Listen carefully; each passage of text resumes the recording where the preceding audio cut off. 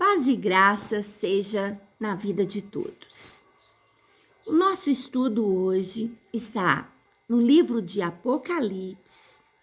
Hoje, no capítulo 3, a partir do verso 1, na quinta igreja que Jesus traz uma revelação para o apóstolo João para escrever as 7 igrejas.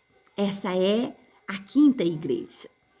E Jesus manda uma mensagem, manda uma carta para aquela igreja.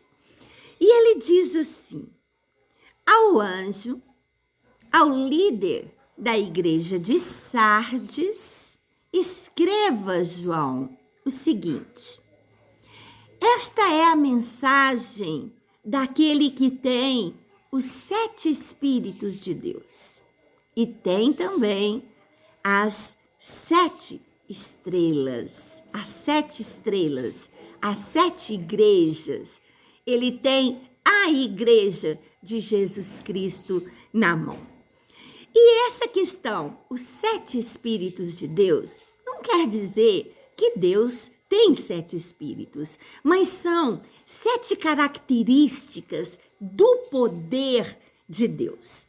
E ele diz: eu sei o que vocês estão fazendo. Sempre vem essa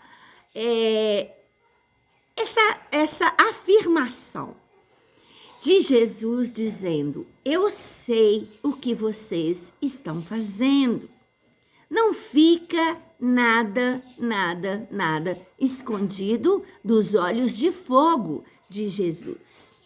E ele diz: como eu sei o que vocês estão fazendo, eu vou dizer o que vocês estão fazendo.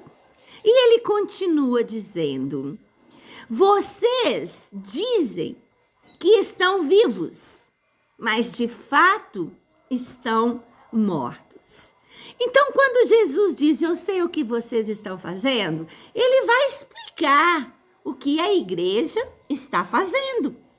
E ele diz: vocês dizem, falam uma coisa, mas não estão vivendo isso que vocês estão falando.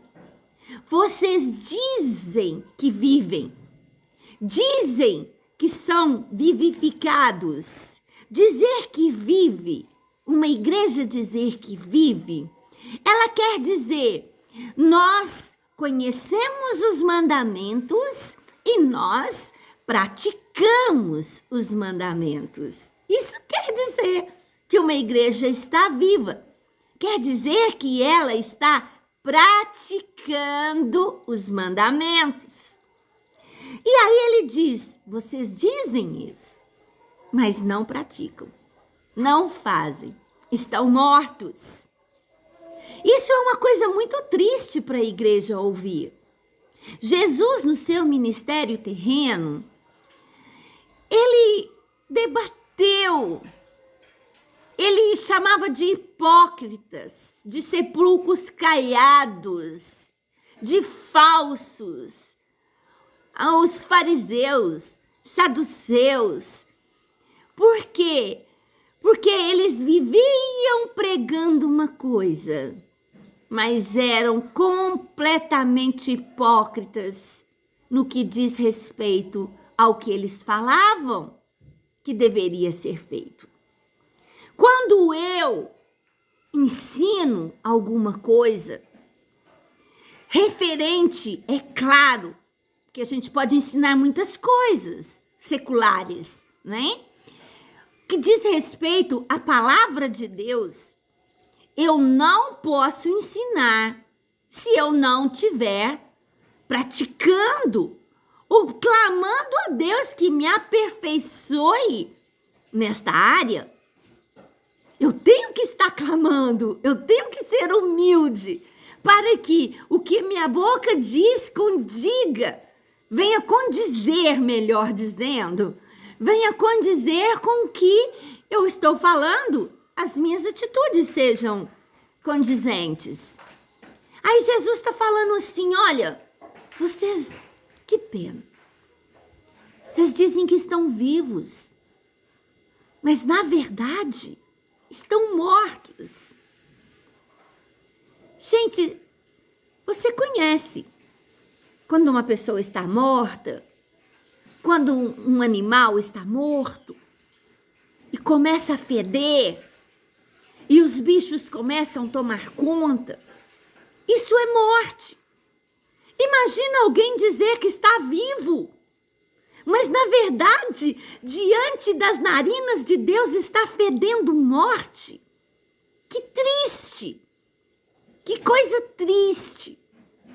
E ele continua dizendo: acordem, saia dessa morte e fortaleçam aquilo que ainda está vivo, antes que morra completamente.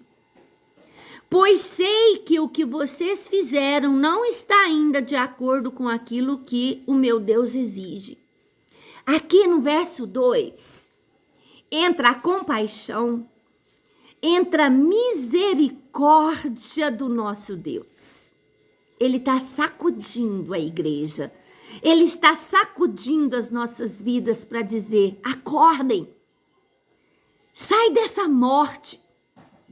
Sai desse estado de morte que você está vivendo. Você não está vivo coisa nenhuma. Você não tem fruto de vida coisa nenhuma. Acorda. Sai dessa postura. Deixa o pecado.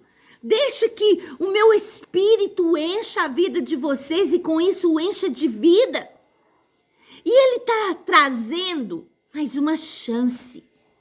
Mais uma vez, o nosso Deus de amor e de misericórdia, ele está dizendo: acordem.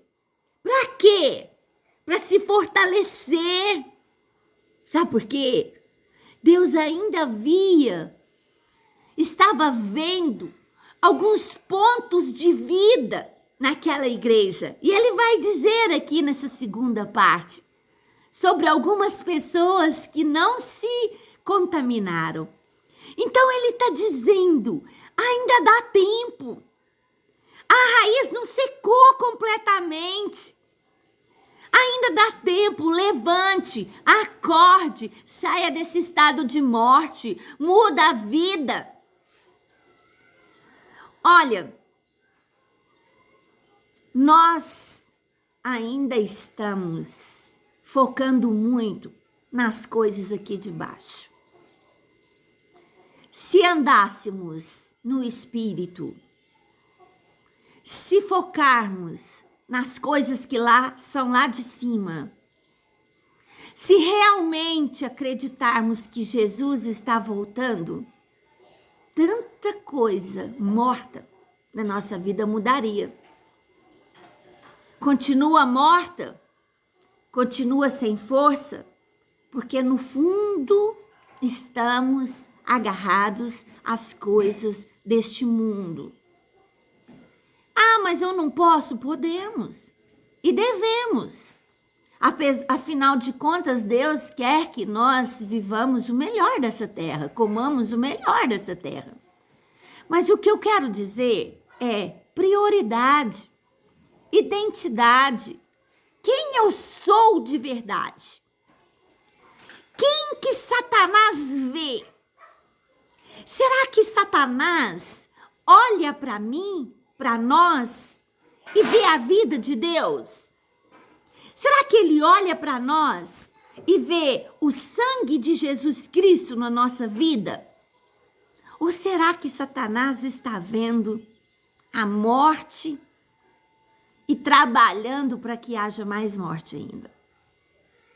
Aí Deus está falando: oi, ainda tem tempo, ainda tem aí uma raiz, ainda dá para você se fortalecer, dar um basta e falar chega. Nós não sabemos nem o dia de amanhã. Chega, basta. E ele está dizendo,